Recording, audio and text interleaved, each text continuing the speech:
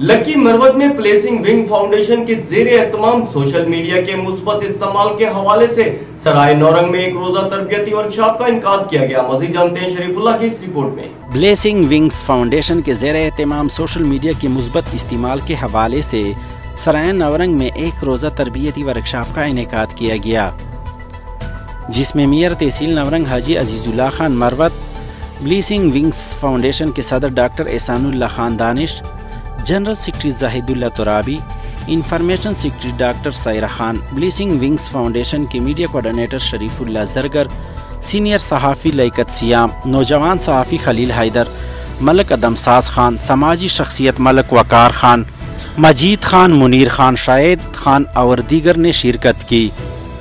Workshop से खिताब करते हुए मुकर्रिरीन ने कहा कि सोशल मीडिया की वजह से दुनिया ग्लोबल विलेज बन चुकी है। समाजी राब्तों के ज़रिए हम अपने हज़ारों किलोमीटर दूर बैठे अपने प्यारों से रब्ता कर सकते हैं।